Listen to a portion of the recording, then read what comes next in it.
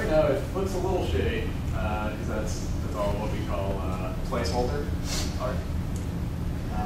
But this is the basic interface. You go and you select from any number of levels. You can create levels. There's actually a map editor. It just exports them as XML. When you run the game, it auto-detects whatever levels are there. You can just select them. There's a bunch of different rules and options you can select for like how you want armies to be composed. There's like 24 some odd different unit types in the game. Just for the sake of variety, I'm going to select random armies. So everyone has a completely different randomly generated army. You can turn on bottom war, units can pass through each other. You have a time limit. So there's a time limit of 2 minutes.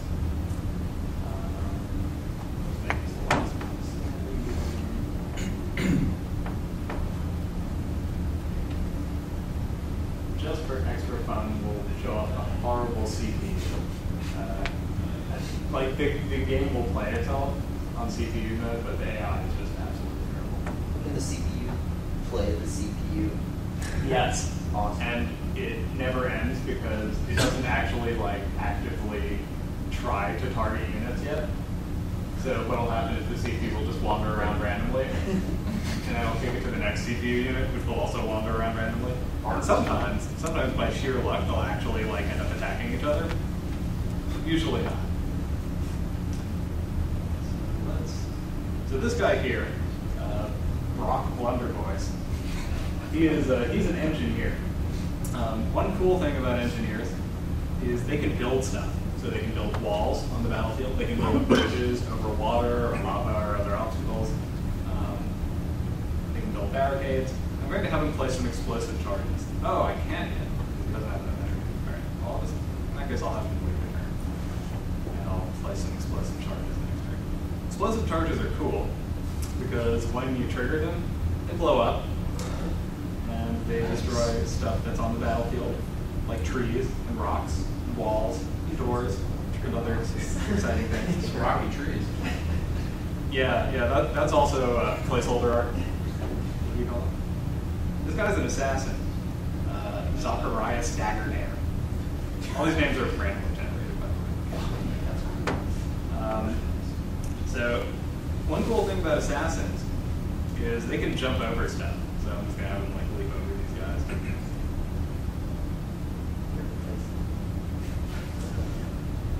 So that's cool. They can leap into trees and onto rocks and stuff.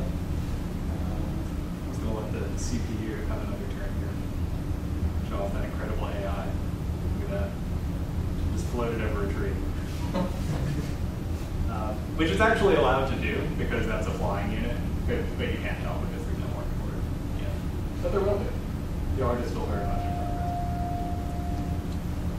All right, so as you probably saw, that little +4 floating upward, he just regained 4 energy, so he's going to be able to place some charges now. I'm going to do that. And now I'm going to run away.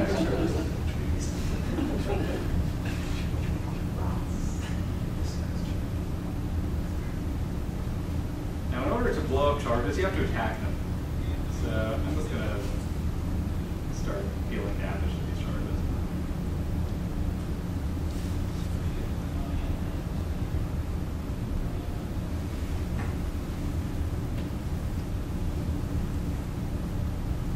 We'll probably be able to detonate that next turn. Now, there are certain characters. That's a shot. That's a flying thing. There are certain characters who are really good at detonating charges because they have fire attacks or other explosive attacks that will pretty much instantaneously detonate charges. Which leads me to something else about this game, which is that there are different elements that different things are vulnerable to, right? So if you look at any given unit, here it says charges, if you look right here by heat, it is super, super not resistant to heat. So it will take a ton of damage if you like fling a fireball at it or something. And when the charges take too much damage, they explode, as I'm going to show you.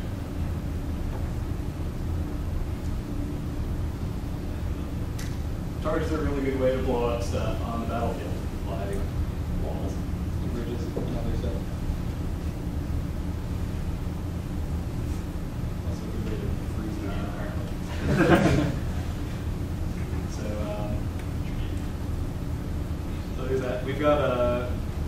art, as I mentioned, is still in progress, but it's starting to come together pretty well, I think. Here's another tile set I'm rather proud of.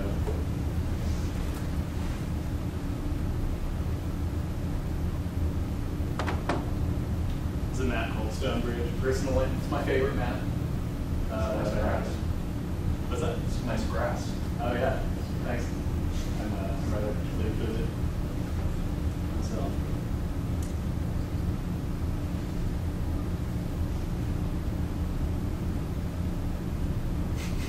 Is there a way to speed up the turns or the animation or anything like that?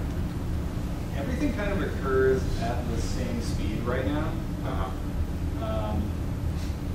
The timer up there is the best solution I found to like keep turns from dragging on too long. Because if you go longer than the timer is set for, it just straight up ends your turn. So it forces people to take their turn relatively quickly. Unfortunately, there's kind of an upper limit on like how fast you can expect people to take their turns when they've got like 13 characters under their command. So this is a somewhat slower game because it's turn-based tactics. I guess I just meant the CPU. Can you Like speeding up the animations. Yeah. That is something I could do. I haven't put it in there yet.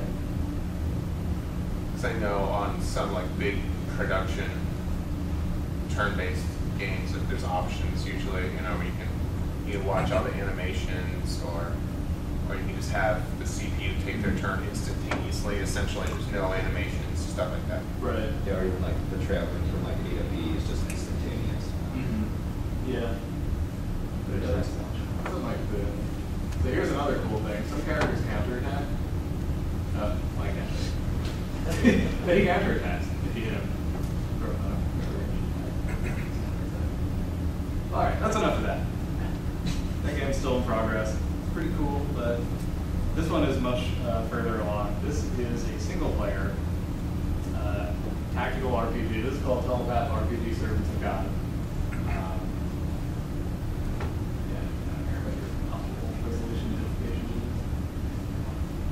Alright. So the basic idea with this takes place in a Middle Eastern steampunk setting. The government, don't mind that. At least it wasn't done before. No, my little sister was playing, and the main character. She's 4 years old now. Large vocabulary. Anyway, so anyway, it's a top-down game. You explore the world, talk to different people. Battles are turn-based tactical affairs.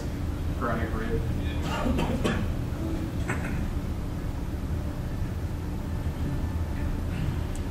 But it's a battle. So I'm probably going to die like a lot here because my characters are dramatically under level for this area. I probably should have thought of that before I loaded up this thing. But I can show you some cool enemies and animations. These things, the take plants, they release spore clouds whenever there's any enemy within a certain number of squares of them. These things, the giant mantises, just generally kick your ass. They're pretty difficult to defeat, and they don't have a counter attack.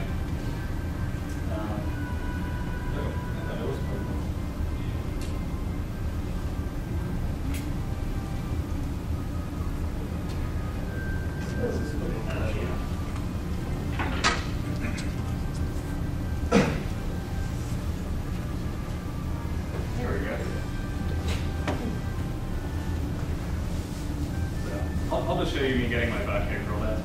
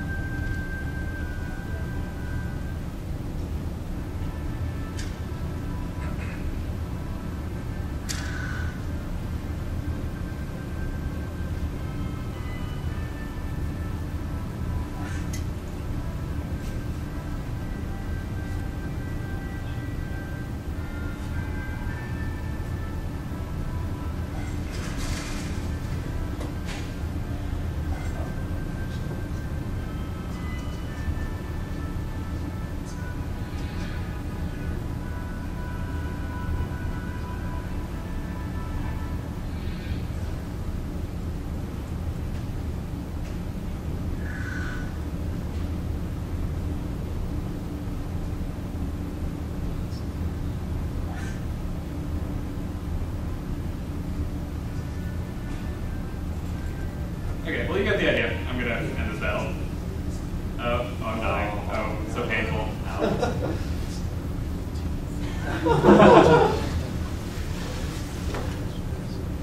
Alright, I'm gonna start another game real fast, so I can show you a different area.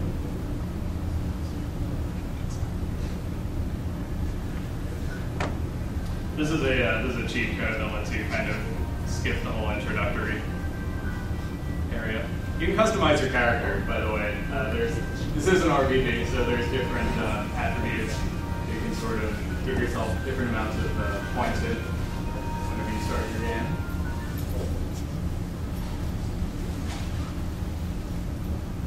Basically, that interaction works is through dialogue trees. Sometimes, however, you'll have the opportunity to input text, and people will react based on what you put in there. So let's ask about right now.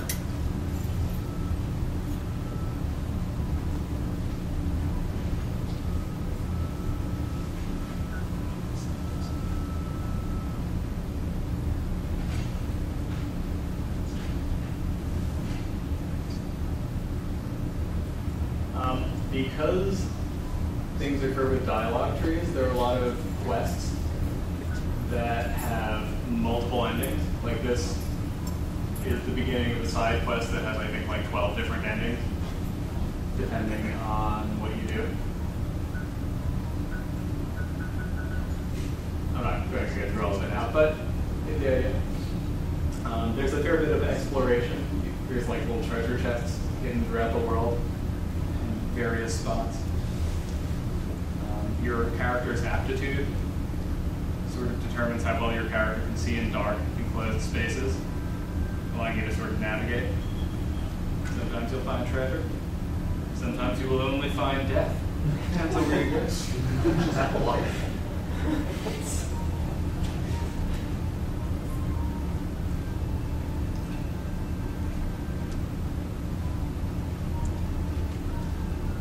Let's see. When you're wandering around the city, you can stop people and annoy them. It's always fun.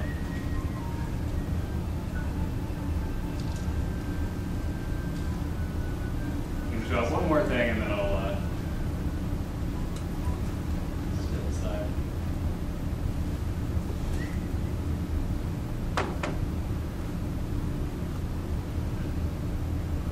I just added this the other day. These are pretty fun. There are little riddle chests hidden around the world now that you can find, which have combination locks on them.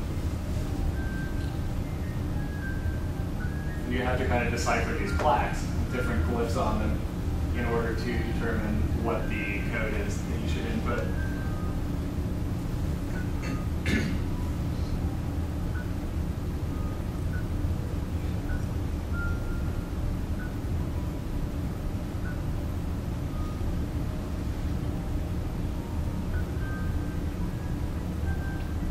Different places you can kind of figure out the alphabet that those chests are based on, but it's not like an entity or anything.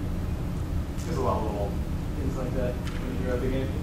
Anyway, I'm looking to finish this game up in the next couple of months. It's pretty close to being done, but it's not quite there yet. Yeah, any questions? How long?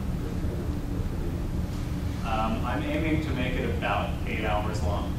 Is that side quest included? He's not sure. Is there anything related to the main story? Or? What happens after about, I don't know, maybe about 5 hours into the game is it opens up. Right. You can go anywhere pretty much from the beginning, but the basic plot of this game is you're born in this desert city that's been taken over by a theocracy. Right? There's like a religious zealot group. And you sort of become the tactician for this resistance group that's looking to take back the city for democracy. You spend the first like 5 hours or so going on various missions trying to build up the resources of the organization.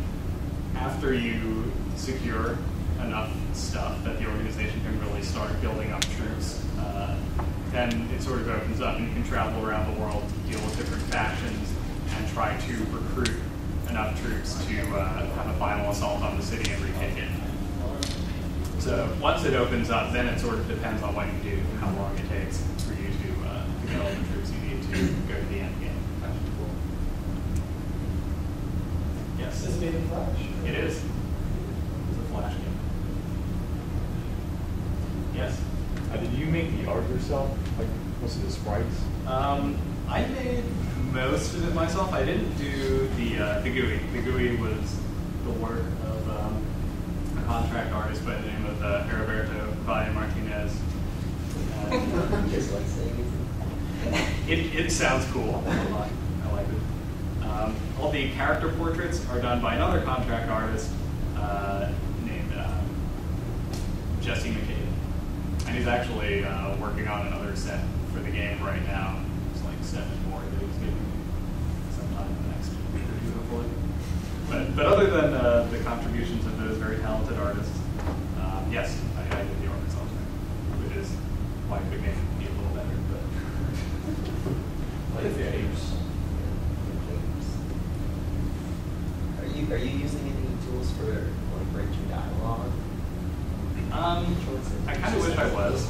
I'm just coding it all directly by hand, which takes a long time because it's probably not smart, but I'm doing.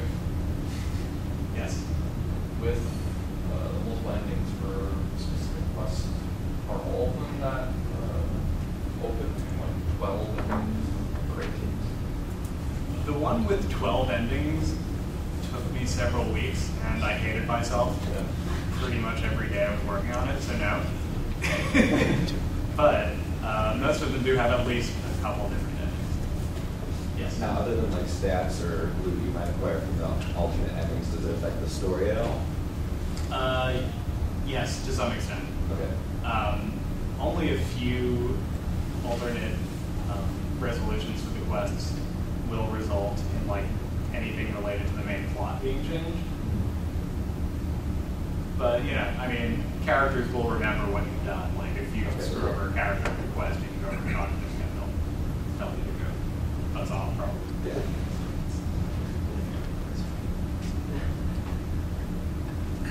Since it's a Flash game, what sites are you putting it on? It's not going to be played in browsers. It is. This is I'm distributing it through Air. So I'm Adobe Air. Yes. not like disease transmission. Adobe Air. So it's I'm selling it through my website using BMT Micro. I was recently approached by Gamersgate to sell a previous game that I made the same way through them. So I assume I'll be doing something similar with this as well. Trying to get affiliate sales through different portals and so on. Maybe Steam if I get really